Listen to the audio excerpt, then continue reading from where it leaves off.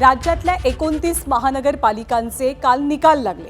पण या 29 महानगरपालिकांपैकी काही महानगरपालिका अशा आहेत की ज्या महानगरपालिकांमध्ये अजूनही सत्ता स्थापनेचं चित्र स्पष्ट नाही। त्रिशंकू अवस्था आहे या त्या महानगरपालिका ज्यामध्ये चंद्रपूर, भिवंडी, अमरावती, अकोला, मालेगाव आणि सांगली या महानगरपालिकांचा समावेश आहे। इथे त्रिशंकू परिस्थिती नेमकी का आहे तर या महापालिकेत एकाही पक्षाला बहुमताचा आकडा स्वबळावरती गाठता आलेला नाहीये। त्यामुळे तिथे प्रमुख पक्षांना आकड्याची जुळवाजुळव करावी लागणार आहे सत्ता स्थापनेसाठी। त्यामुळे अमरावती, अकोला, चंद्रपूर, सांगली, भिवंडी आणि मालेगाव इथे नेमकं काय होतं, कुणाला महापौर विराजमान करण्यात यश मिळतं हे पाहावं लागेल। यातल्या काही ठिकाणी सत्ता स्थापनेसाठी घोडा बाजार सुरू होण्याची शक्यता निर्माण झालेली आहे, तर काही ठिकाणी नवीन युती आघाड्या स्थापन होण्याची शक्यताही वर्तवली जाते। याचसोबत उल्हासनगर, कल्याण डोंबिवलीमध्ये महायुतीला बहुमत मिळालंय, मात्र या दोन शहरांमध्ये भाजप आणि शिवसेनेला जवळपास समान जागा मिळाल्यात। त्यामुळे तिथे आता महापौर कोणत्या पक्षाचा विराजमान होणार हे पाहणं सुद्धा महत्त्वाचं असेल।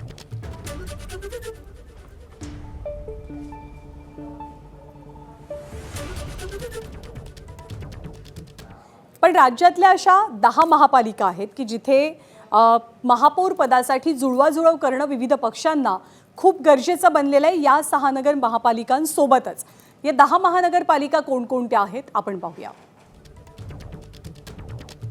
अमरावती एकूण जागा 87, बहुमताचा आकडा 44, भाजपला 25 जागा इथे मिळालेल्या आहेत, तर दुसऱ्या क्रमांकावरती युवा स्वाभिमान पक्ष 16 जागांसह आहे।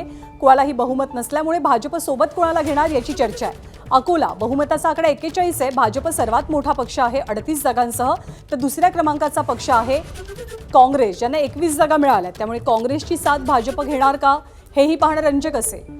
66 जागा चंद्रपूर महानगरपालिकेतल्या बहुमताचा आकडा 34चा, काँग्रेसला मिळाल्या 27 जागा, सर्वात मोठा पक्ष काँग्रेस आहे आणि दुसऱ्या क्रमांकाचा पक्ष भाजप आहे। त्यामुळे इथे सत्तेचं गणित कसं जुळणार याची उत्सुकता आहे। सांगलीमध्ये बहुमताचा आकडा 40चा आहे, भाजपला मिळाल्या 39 जागा आणि दुसऱ्या क्रमांकाचा पक्ष इथे सुद्धा काँग्रेस आहे 18 जागांसह।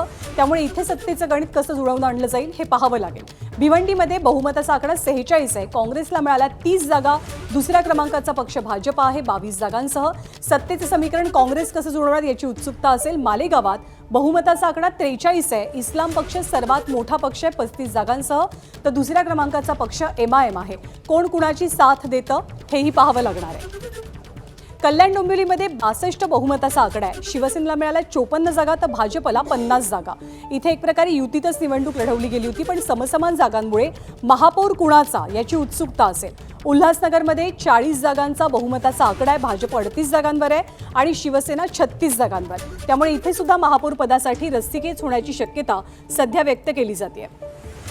परभणीमध्ये बहुमताचा आकडा आहे 33चा, सगळ्यात मोठा पक्ष आहे शिवसेना ठाकरे 25 जागांसह, दुसऱ्या क्रमांकावरती भाजप आणि काँग्रेस दोघांनाही 12-12 जागा आहेत। पण इथे काँग्रेससोबत एकत्र येऊन शिवसेना ठाकरे आपला महापौर विराजमान करू शकतात असा अंदाज आहे। तर कोल्हापूरमध्ये बहुमताचा आकडा 41 आहे, सगळ्यात मोठा पक्ष काँग्रेस आहे, पण काँग्रेसला साथ देणारा त्यांचा इतर कुठलाही मित्रपक्ष नाही, कारण इथे महायुतीनं एकत्रित निवडणुका लढवलेल्या। त्यामुळे दुसऱ्या क्रमांकाचा पक्ष भाजप आहे, 24 जागांसह इथे महायुतीची सत्ता येईल, महापौर विराजमान होईल असं सांगितलं जात आहे।